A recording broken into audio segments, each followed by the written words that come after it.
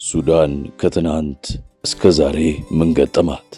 ሰላም ጤና ይስጥልን የተከበራችሁ ውድ ቤተሰቦቻችን፣ ይህንን ርዕሰ ጉዳይ በጥልቅ ትንታኔዎች እንመለከተዋለን።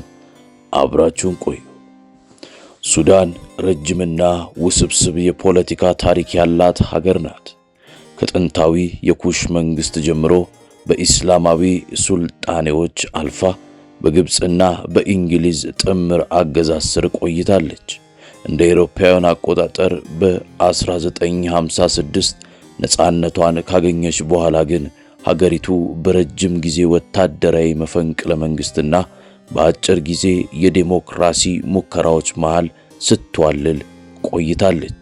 የጃፋር ኒሜር ዘመን በ1969 እስከ 1985 የሶሻሊስትና በኋላም የሼሪያ ሕግን ያቀላቀለ አገዛዝ፣ የኡመር አል-በሽር ዘመን በ1989 እስከ 2019 ለ30 ዓመታት የቆየው ይህ አገዛዝ በደቡብ ሱዳን መገንጠልና በዳርፋር ግጭት ይታወቃል።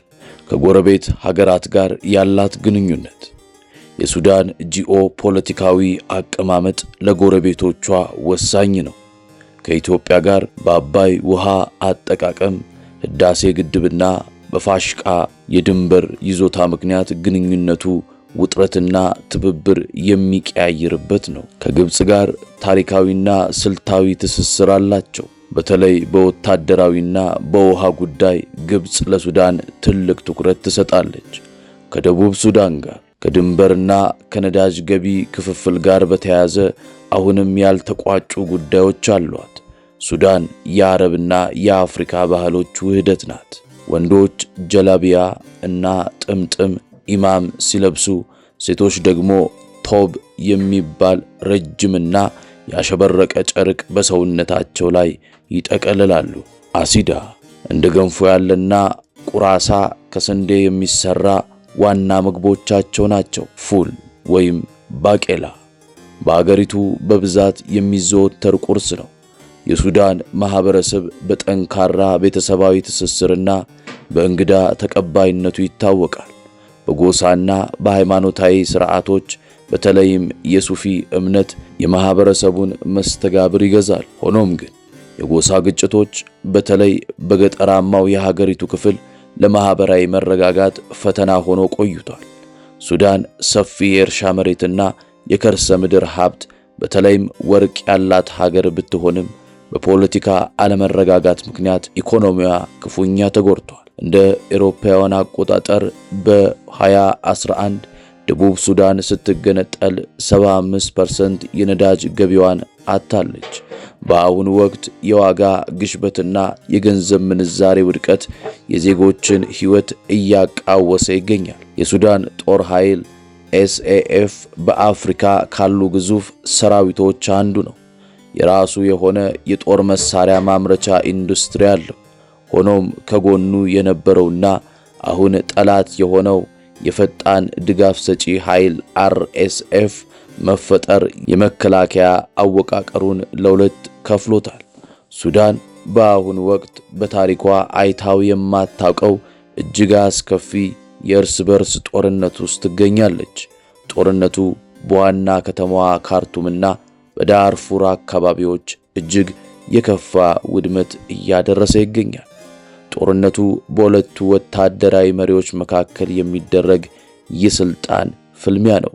የሱዳን ጦር ኃይል ወይም ኤስኤኤፍ በጄኔራል አብዱል ፈታህ አልቡርሃን የሚመራ፣ የፈጣን የድጋፍ ሰጪ ኃይል ወይም አርኤስኤፍ በመሐመድ ደጋሎ ሐሜቴ የሚመራ በከፊል ወታደራዊ። ጦርነቱ በይፋ የፈነዳው ሚያዝያ 15 ቀን 2023 እንደ አውሮፓውያን አቆጣጠር ኤፕሪል 15 2023 ማለዳ ላይ በዋና ከተማዋ ካርቱም በሁለቱ ኃይሎች መካከል በተኩስ ልውውጥ ነው። ዋናው ምክንያት የአርኤስኤፍ ኃይልን ወደ መደበኛ ጦር ሰራዊት የመቀላቀል ሂደት ላይ ስምምነት ባለመደረሱ ነው። አርኤስኤፍ ሂደቱ ረጅም ጊዜ 10 ዓመታት እንዲወስድ ሲፈልግ፣ መደበኛው ጦርነት ደግሞ በ2 ዓመት ውስጥ መጠናቀቅ አለበት በማለት ውጥረቱ አይሎ ወደ ጦርነት ተቀየረ።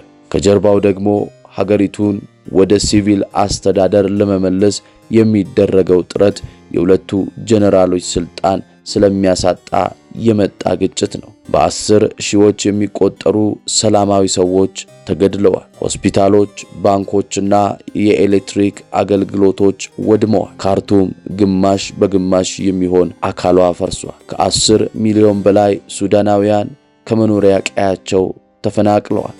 ከእነዚህ ውስጥ ከ2 ሚሊዮን በላይ የሚሆኑት ወደ ጎረቤት ሀገራት ግብፅ፣ ቻድ፣ ኢትዮጵያና ደቡብ ሱዳን ተሰደዋል። ይህም በአሁኑ ወቅት በዓለም ላይ ትልቁ የኢንተርናል ዲስፕሌስመንት የሀገር ውስጥ መፈናቀል ቀውስ ሆኗል። ጦርነቱ ለማቆም የሚከተሉት ነጥቦች ወሳኝ ናቸው። አንደኛ፣ ሁለቱም ወገኖች ያለምንም ቅድመ ሁኔታ የተኩስ አቁም ስምምነት ላይ መድረስ። የውጭ ሀገራት እንደ የተባበሩት አረብ ኤምሬትስ እና ሳውዲ አረቢያ ያሉ ጣልቃ ገብነታቸውን አቁመው ተፋላሚዎችን ለድርድር ማስተናገድ። ሶስተኛ፣ ወታደራዊ መሪዎቹ ስልጣናቸውን ለሲቪል አስተዳደር ለማስረከብ ቁርጠኝነት ማሳየት። የተባበሩት መንግስታት ዩኤን እና የአፍሪካ ህብረት ኤዩ ጠንካራ የሰላም አስከባሪ ኃይል ማሰማራት ወይም እውነተኛ የፖለቲካ ግፊት ማድረግ። በረሃብ ለሚሰቃዩ በሚሊዮን የሚቆጠሩ ሱዳናውያን አስቸኳይ የምግብና የመድኃኒት እርዳታ ማቅረብ። በጦርነቱ የጦር ወንጀል የፈጸሙ አካላት በዓለም አቀፍ የወንጀለኞች ፍርድ ቤት ICC ተጠያቂ ማድረግ። ሱዳን በአሁኑ ወቅት በታሪኳ እጅግ ፈታኝ ወቅት ላይ ትገኛለች። የጦርነቱ መቀጠል ለሀገሪቱ መፈራረስ ብቻ ሳይሆን ለምስራቅ አፍሪካ ቀጠና አለመረጋጋት ትልቅ ስጋት ነው ብላ ታምናለች። ኢትዮ አምባ የተከበራችሁ ውድ ቤተሰቦቻችን ስለተከታተላችሁን ከልብ እናመሰግናለን። ሰናይ ጊዜን ተመኘን።